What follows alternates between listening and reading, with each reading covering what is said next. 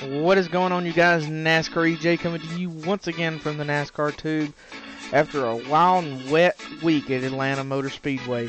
Let's get this show rolling.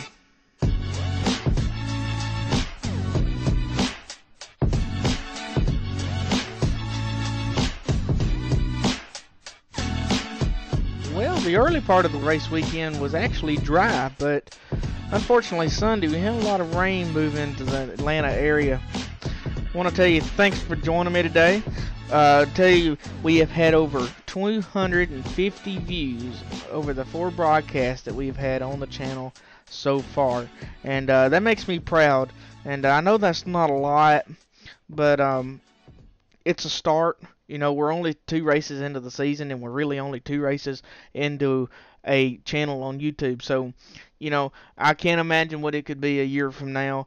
But without your guys' support, I couldn't do it. And thanks if you shared the video, and thanks for all the likes that you've been giving us and all the views. And hope that we can continue to do this for some time. And I want to get to the race results here from Sunday. Jimmie Johnson got the job done, of course, after leading 92 laps. It's not as much as Kevin Harvick or Joey Logano. Well, actually, it was more than Joey Logano. Joey Logano led 84. Kevin Harvick led 116 laps, and that's impressive from starting from the back of the field, if you ask me. And even Jimmie Johnson, he was one of those drivers in the qualifying rounds that didn't get out there in time and ended up, I don't even know where he started, to tell you the truth. But it was way on back in the pack, and Jeff right there back there with Jeff Gordon, and Dale Earnhardt Jr. was actually back there as well. But anyway, Kevin Harvick finished second, Dale Earnhardt Jr. finished third, Joey Logano fourth, Matt Kenseth fifth, Martin Truex Jr. sixth, J.J. Allmendinger, Brett Moffitt in the 55 taking Brian Vickers' spot, finished 8th place, and that's a pretty impressive run for that guy. Brad Keselowski finished 9th, and Ryan Newman topped out the top 10. Eric Almirola was in 11th. Carl Edwards ended up finishing 12th. And I tell you, I was kind of expecting Carl to really be up on top of his game at Atlanta because of the history he's had there. But with Darian Grubb, you know, it was a kind of the way Darian kind of wanted to play it. I think just kind of stay up front and kind of really just keep his never really run. He never ran in the front for the lead much at all the whole day, but kind of played a safe race, and with having no points, I mean, I don't know if that's their game plan or not. But Paul Menard finished 13th. Casey Kane was 14th. Casey Mears. Danica Patrick finished 16th. Regan Smith replacing Kurt Busch in the 41 Stewart Haas Racing Haas Automotive Machine finished 17th.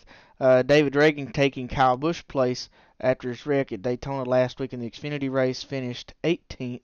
Trevor Bayne finished 19th with Bob Osborne.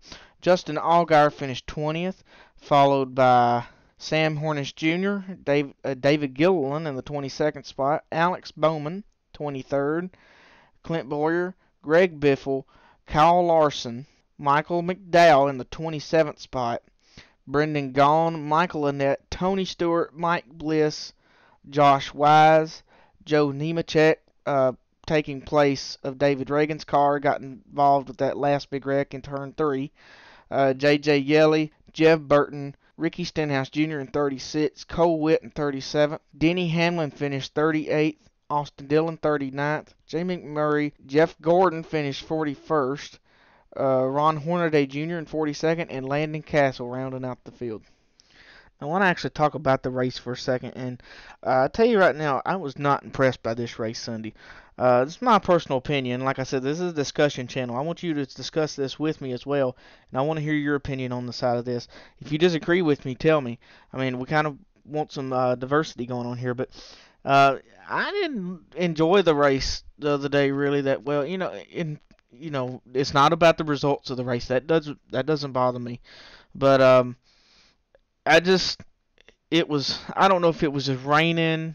It was nasty. There were a 55-minute delay before the race even got started.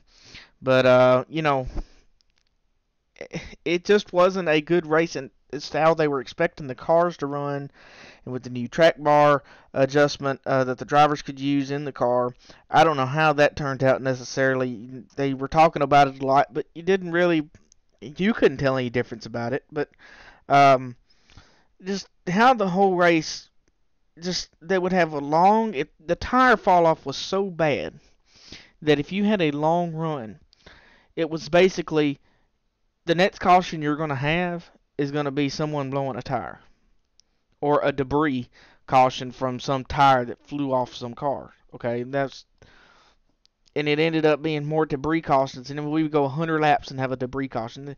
And it just was a boring race to me, and I didn't really enjoy it. You had the first wreck there with Denny Hamlin on the backstretch coming out of turn 2, and Denny, he just got loose and ended up getting into Jamie McMurray, and Jamie McMurray tagged into Jeff Gordon, sending Jeff Gordon into the wall on the backstretch. And here's what Jeff Gordon had to say about that. I saw the 11 get sideways, and I had him cleared. I stood in the gas and went by him, but I guess he might have clipped the 1, and it turned the 1 back into me. After that, I was just along for a ride. Looks like maybe the 31 came down and trying to avoid the 11, got into the 1, and then he clipped me in the left rear, sent me down the back straightaway. Wouldn't have been too bad, except for I found that one spot where there's no safer barrier. I can't believe it. That's amazing to me. And as you saw, Jeff was pointing at the wall to the official, and I guess he was just trying to tell him, say, hey, look at that wall. It does not have a safety barrier on it. And this kind of goes into play what I asked last week, and to ask about the safety barriers. At what tracks do you think we need them at? And Atlanta was one that I suggested, and really for the reasons that we see so high speeds there. And I still want your opinion on that, and I still want to ask you, do you think that we need safety barriers around every single part of that track, including I'm talking about Atlanta, I'm talking about Michigan International, I'm talking about Fontana, Auto Club, in other words.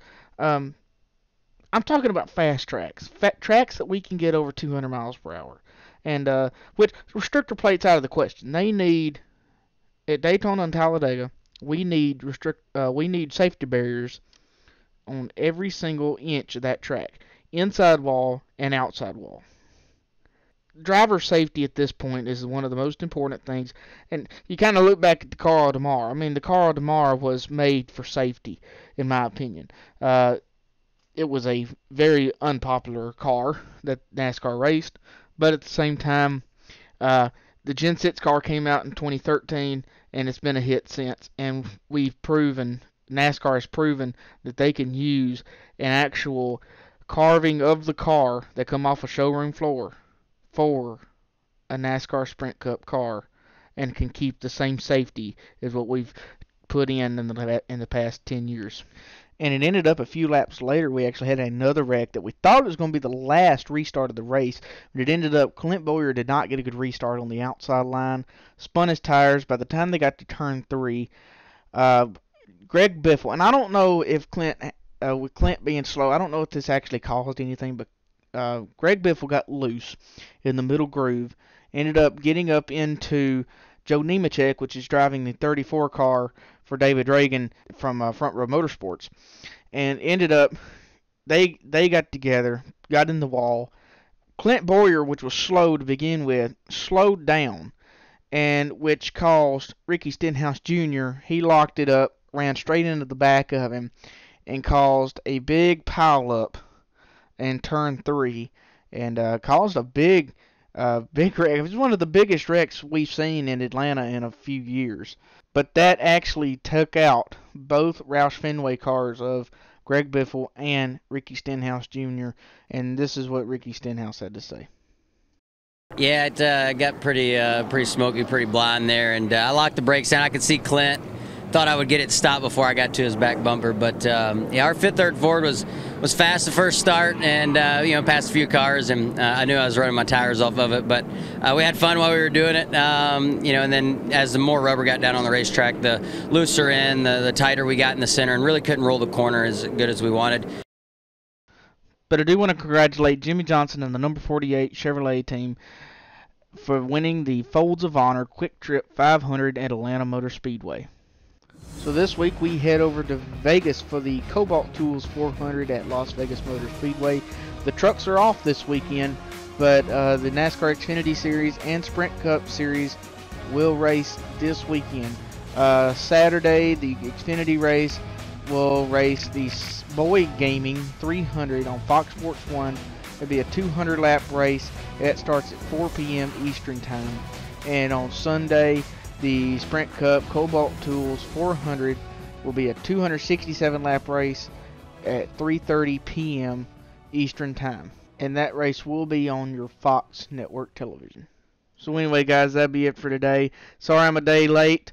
We had some things going on earlier this week, but we got an interesting race coming up in Vegas this week. Can't wait for it. Give me a thumbs up on the video, favorite the video, share this video, please share the channel, subscribe, and as always, y'all have a nice day.